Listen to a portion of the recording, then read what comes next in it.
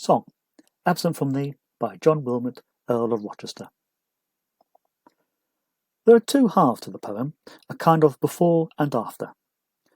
The first two stanzas are an anguished request for understanding and indulgence before the speaker leaves his lover for new lusty adventures.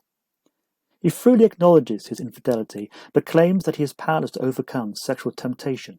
Therefore, he insists that he must follow his fantastic mind, i.e. his fantasies, even though it undermines and threatens their relationship. The speaker chastises himself, and the tone is apparently one of regret and suffering. In the third and fourth stanzas, the speaker anticipates his return and his hope for a loving welcome from the lover. He insists that she is his true love, a heaven, not a base heart, and with her he will finally find his peace. However, the final stanza doesn't rule out the possibility that he may still stray again, although he suggests that if that were to happen, he knows that it might be the final straw. The poem is written as a song, so is probably designed to be sung or spoken to musical accompaniment. Like modern popular songs, the lyrics are intended to be simple, direct, and not to be read too closely.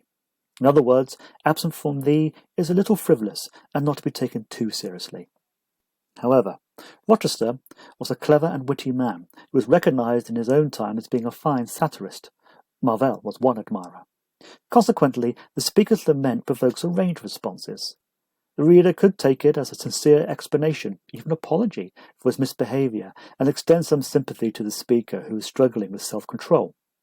It can be argued that the man is being at least honest and is aware that his actions are unacceptable. He is genuinely upset at the consequences of his weaknesses. Alternatively, given Rochester's reputation, it is easy to view the poem as a cynical ploy at self-justification, as a way to avoid responsibility. After all, there's no suggestion that the speaker is even going to try to resist the temptation of his fantastic mind in the second stanza.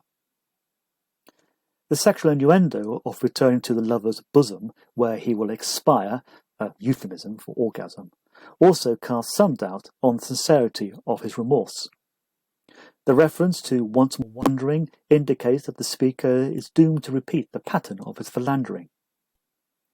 Moreover, even if we take the speaker at his word, there is more than a hint of self-pity contained in the lines, with its melodramatic language of torments, a world of woe, and lose my everlasting rest, which may grate with the reader, no mind the object of the speaker's love.